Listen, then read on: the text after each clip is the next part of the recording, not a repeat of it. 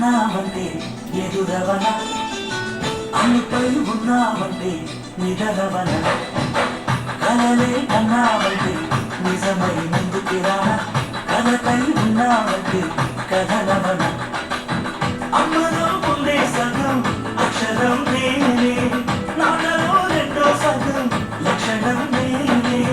అమ్మతోడు నాన్నతోడు అన్ని నీకు అందే చూడు చెల్లిపోని బంధం నేనన్నా చిటి చెల్లెన్నా